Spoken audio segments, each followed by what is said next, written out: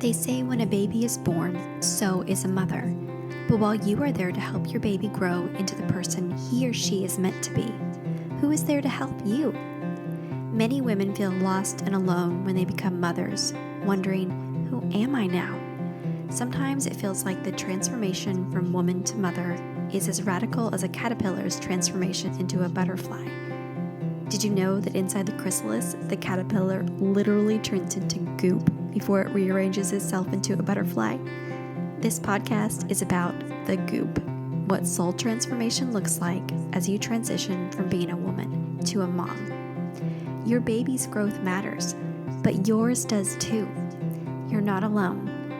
I'm your host, Brittany Ming. Welcome to the Motherhood Metamorphosis. Welcome everyone to this episode of the Motherhood Metamorphosis. I'm your host, Brittany Ming, and today we're talking to Debbie Prather. Debbie is a freelance writer from Indianapolis. She and her husband have 3 grown children and 2 grandchildren. Her pieces have been included in the books Chicken Soup for the Soul, Miracles, Angels, and Messages from Heaven, So God Made a Mother, and the upcoming So God Made a Grandma. She shares essays on marriage, family, and faith at 742iloveyou.com. So welcome, Debbie. I'm so happy to have you on today. Thank you. I'm so happy to be here. I love to feature stories of transition, grief, even though they're hard to maybe talk about sometimes. But I think that bringing these stories out into the open lets people know that even if their story may be unique or not everybody has experienced it, they're not alone. And so you have a unique motherhood story about adoption and loss that I love for you to share. So I wonder if you could share that story and why it's close to your heart. Sure, thank you. It happened in 2016 to 17. So it's been a few years now, but I'm realizing that sometimes things that we go through in the past, trauma, sometimes it takes years to be able to really wrap your mind around it or to be able to put it into the right perspective. And I find that's true for me with this situation. We have 3 children, and our youngest was adopted from Russia back in 2004. And at that time, we thought our family was complete. But it was years later that we had still had contact with the adoption agency that we used for that adoption for our daughter. And they would send us flyers and emails at times. And they sent a postcard asking to host children from Poland that were um, in orphanages and needing homes, but were doing these hosting programs just to give the kids a chance to experience life in another country with families. And I remember reading, life was busy with my 3 kids, and I remember reading the postcard and just throwing it into the recycling bin. No sooner did my daughter come up and pulled it out of the recycling, and she said, "What is that, Mom?" And she's looked at it and read it. "Can we do that? Can we do that?" I said, "No, no, we can't do that." And as time went on, was thinking about it more, and it just wouldn't go away, and she wouldn't let it go. It was just such a crazy thing. And sometimes your kids can influence, your life so much in something so big like that. But I started really thinking about it and looking into it, and I made some phone calls to the agency and said, "What does this really entail?" Because when I told my husband, he said, "Well, that means they're going to come to your home and you're going to, of course, want to adopt them." And so I called to say, "Is that always a requirement?" And they said, "No, no, it's definitely just for the 2 weeks." And so, but she said, and I said, "Really, are there a lot of, I didn't know about children in Poland. My daughter was adopted from Russia." And she said, "Well, look on our website. There's so many children that are needing homes." And I started looking, and I came across, and then I, was on there for hours and looking at, and I came across this one little girl, and my heart was just drawn to her, and I looked at her videos and pictures, um, and then later my husband I told him to take a look. He was drawn to the same little girl, and long story short, we wanted to bypass all the things and adopt her, and um, just like my story and So God Made a Mother, where I talk about adopting our daughter, it was just that kind of, in my mind, that God thing that was just directing us just to her. And it really was miraculous because it was not part of our plans at all. And our family, I think, and friends thought we were crazy because she was 11 years old, and we were going to go to Poland for 6 weeks when the time came. we'd have to be there 6 weeks before we could bring her home. But we did go through all the paperwork and everything you have to do to adopt. And things were going what we thought were perfectly. And we were getting to the point where they were saying, it's almost going to be time when you're going to be going to be with her. We never met her in person. It was just by video um, and pictures. So you were able to talk to her. You did communicate with her. Oh, we didn't, no, Okay, just just the through videos letter. on the website. Yes, just Okay. through, we did send a letter and some gifts and things. So in an album of our family. So that was all that we were able to do up until that point, so we could actually meet her.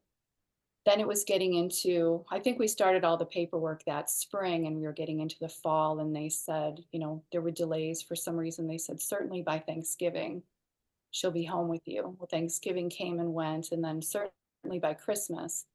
And then the week before Christmas, on my husband's birthday, we received a terrible phone call that said that our adoption agency got shut down by the US State Department, that there were some really heavy charges against them, and we couldn't get a hold of anybody. You couldn't call, the doors were locked, the phones were shut off.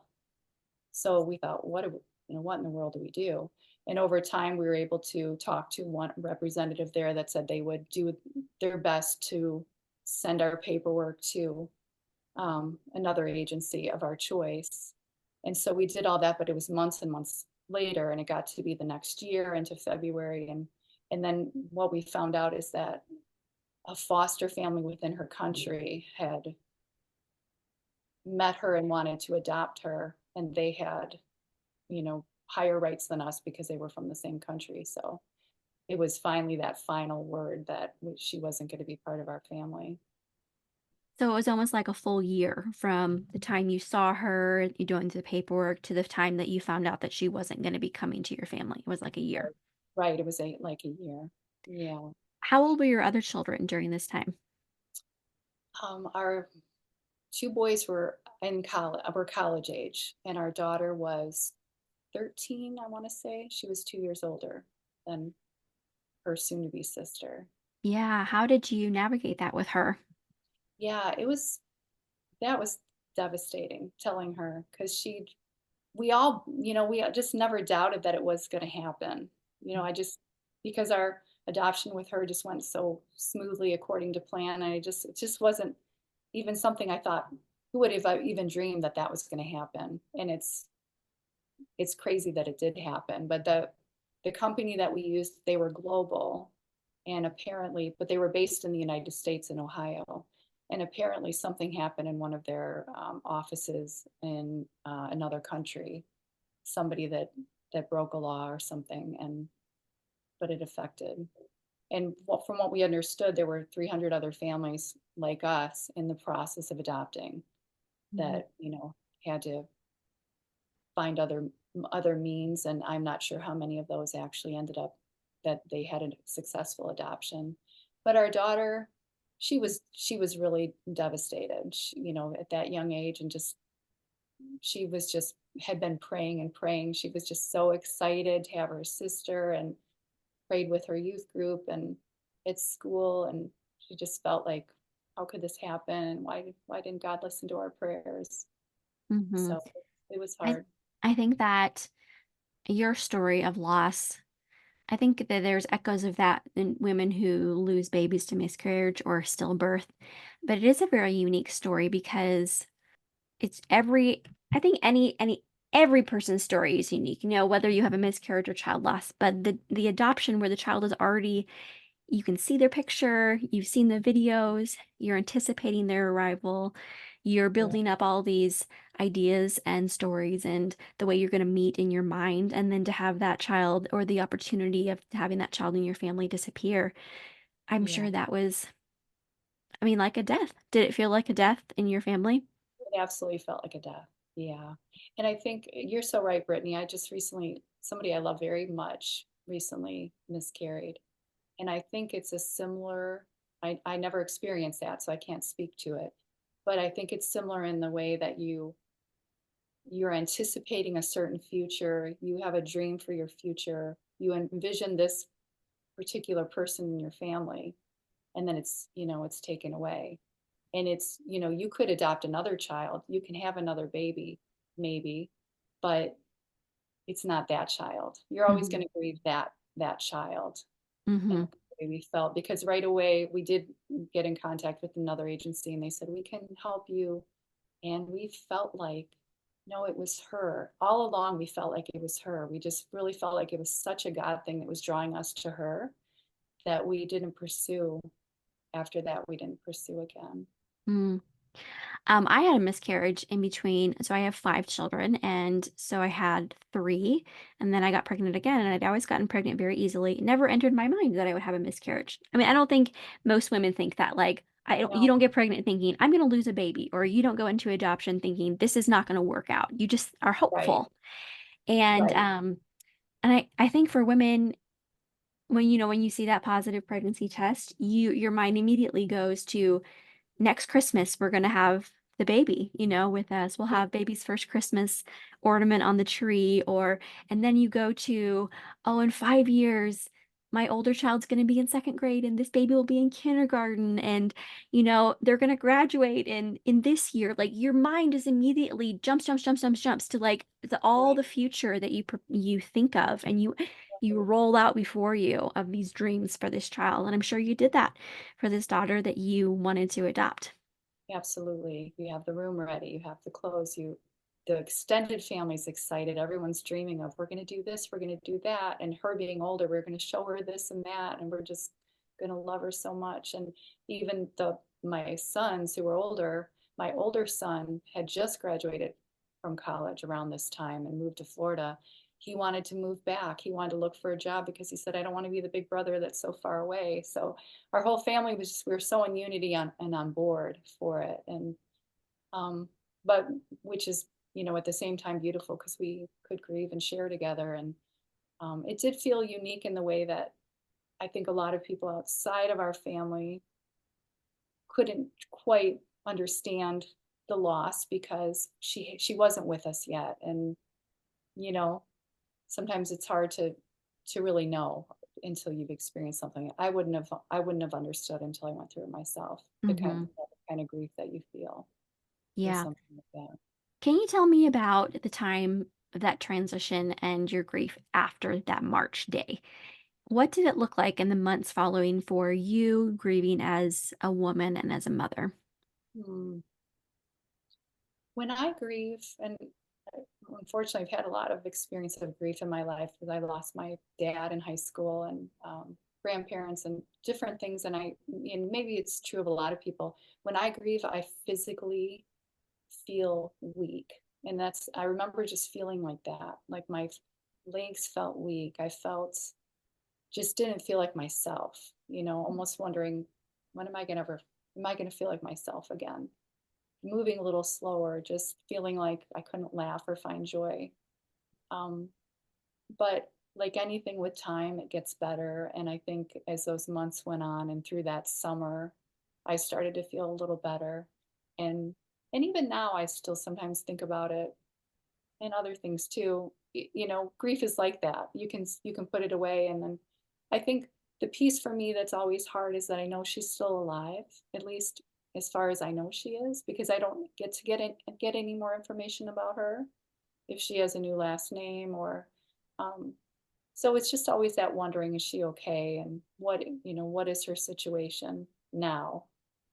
What kind of Yeah. family she adopted into, because I just know how much we would have cherished her and loved her. And I think she would have had such a great life with us as we would have with her. So, you know, I I regret that we missed out on that opportunity to mother her and love her.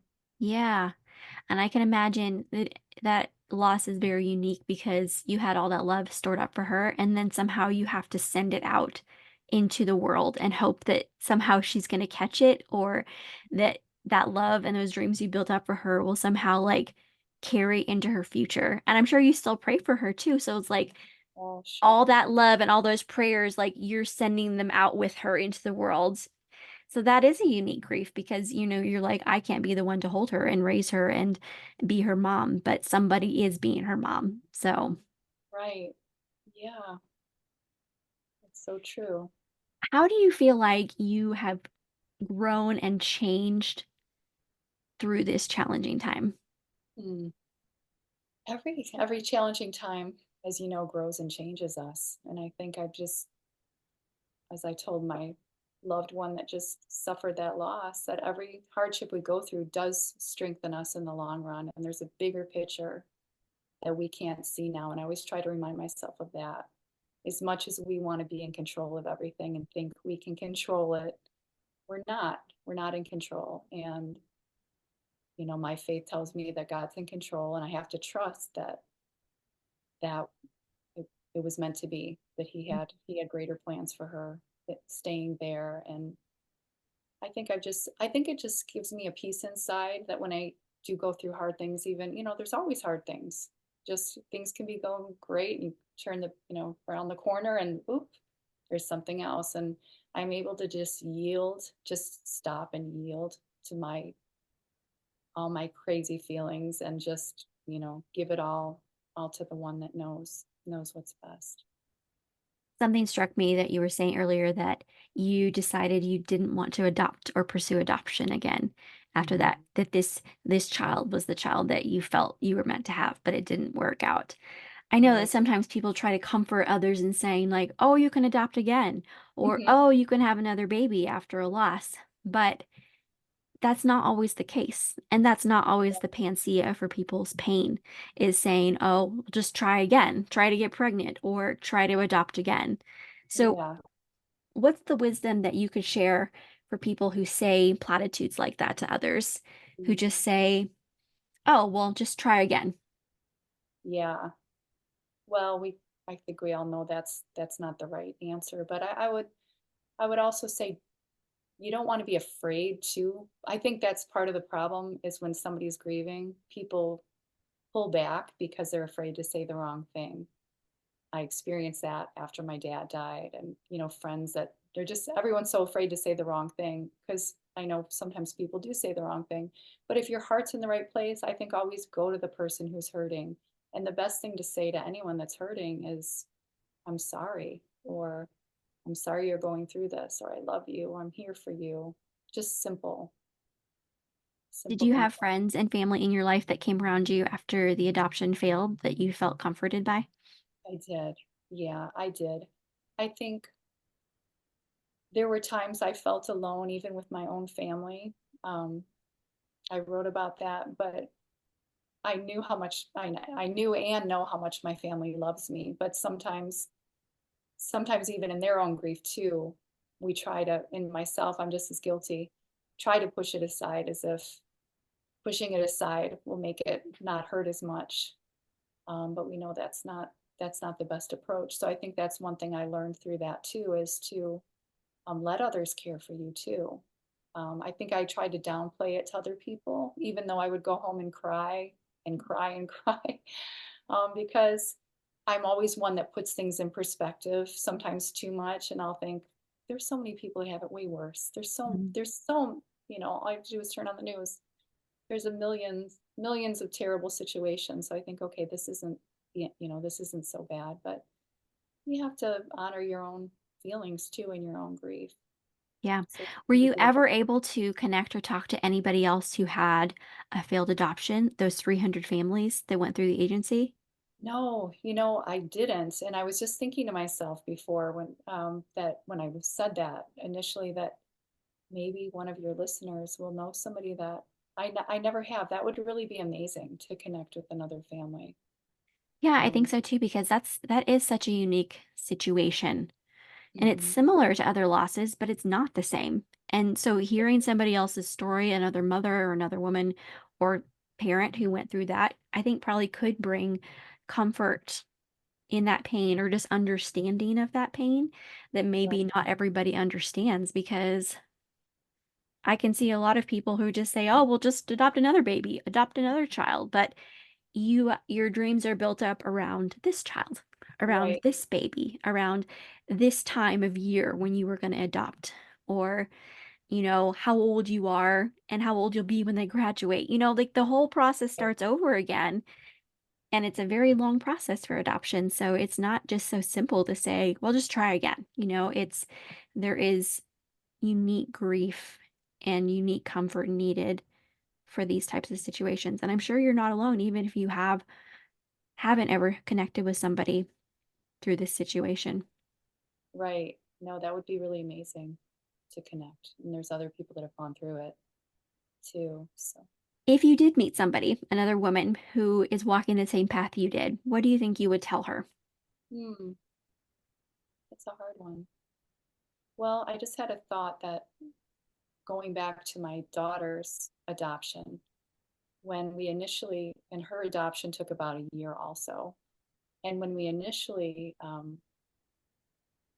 planned to adopt her, when we put in the form, we said a child anywhere from, newborn to I think 4 years old. We weren't just set on a baby. At the time, we didn't know boy or girl or anything. And when it was finally time, they sent us information on a little girl. This is not our daughter. This was a little girl that was 3 years old. And I opened up all the information and I remember just feeling like she wasn't the one for whatever reason. And I felt so terrible to feel that way, and had a very restless night. I don't know if I slept at all, and the next day I called the agency and I said, I just don't know, I don't think she's the one for us. And she immediately said, it's okay. She said, it's okay, that means she's meant for someone else's family. And then a couple weeks later they sent us another packet and it was our daughter. And it's just crazy, but I just knew. And she was younger. um, and soon after we learned that the little girl that they sent the information to us about first was already adopted to another family. So Mhm. I think the advice I would give is, we don't know why this happened to us, why I went through this and you went through this, if I was to say that to another mom. But there's a reason. There's a reason that maybe our daughter from Poland she was not meant for our family. Obviously, she was meant for the family she's with, for the mother and father she's with. So we have to believe that, even though it hurts us a lot. Yeah, for sure. Mhm. How is your daughter? Does your daughter still talk about the sister she might have had? Every so often. It's now that it's been 7, 8 years. We don't talk about it as much, but every so often, if we come across a picture or a memory that brings us back to that time period, we'll play the what if game. What would Yeah. things like? How old would she be now? What would she be doing now? Yeah, but then that hurts, and it's Yeah. painful. Yeah. I think those Are what ifs are hard. there I remember, I think acceptance is such a big step after or in grief because that it overlaps and the grief kind of pops up throughout the life. But I know that I had a friend when I had my miscarriage, I was part of a community group caring for women who had gone through loss. And I was a leader, and then I had a co-leader, and my co-leader had a son, and then she had a hard time getting pregnant again, and got pregnant again, and lost the baby. Oh, And I remember saying to her, I was like, "Well, you can always get pregnant again." And she said, "I have no guarantee mm, that that will happen." And that was her story. I've lost touch with her now, and her son is probably graduated from high school, and she was never able to conceive again. And so, like we talked about pansias people give, trying to soothe other people's pain, mhm. that we think this story, we think, oh, it's going to have a certain type of ending. And it doesn't always look that way. And so I think sometimes the journey is saying, what if what I have right now, I can say is this will be enough for me. Wow, that's good. And Mhm. that can be so hard when you want a different ending to your story. Absolutely, So hard. And absolutely. so I think anybody who's going through something where you want your story to look different, just acknowledging the acceptance is very hard. Oh, I hope that that can maybe bring you comfort. And even I know that also when I've been through different things, you talked about how grief can be lonely, mhm. even though you felt like you weren't alone. And I think that can be so hard because we can say, oh, no one's alone. Actually, my shirt actually says right now, no one is alone.